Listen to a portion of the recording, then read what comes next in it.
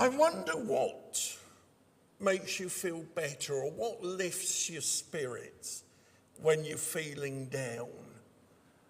Anybody got anything in particular that they might?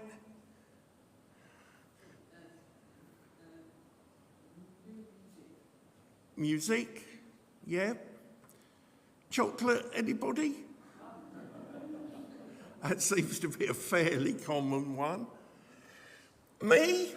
Jane knows when I'm starting to feel better if I've been a bit down and a bit off, because I have some favourite hymns, I wish they were, some favourite films that I go to. And I think top of the list, she knows I'm definitely on the mend. When I get out, She Wore a Yellow Ribbon, which is that classic cavalry western starring John Wayne. Although I have to confess that the latest version of Midway is running it a very close second. But films like that kind of lift my spirit when I'm feeling down.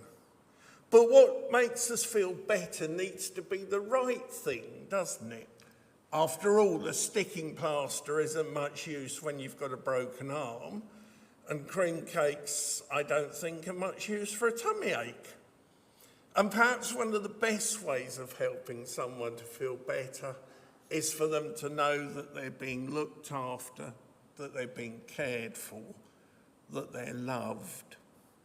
When Jane had a hip replacement a few years ago, it didn't quite go to plan, thanks to her MS. And she was in hospital for nearly 3 weeks, not the usual 3 days or so. So for the first time in 20 odd years, I had to look after myself.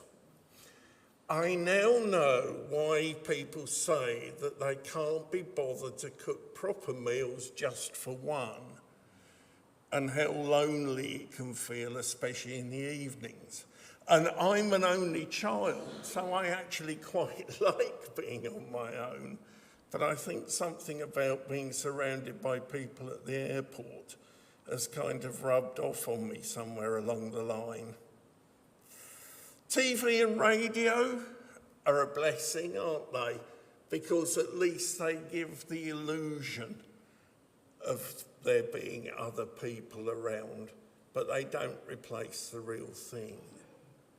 Now, Jesus was very concerned for those who were weak and ill, and we believe that Jesus is with us in spirit when we are ill or feeling down. And people were always looking for Jesus, weren't they? And there were times when he had to escape the crowds to find time to be with his Father in prayer, to recharge his batteries, ready to face the crowds again.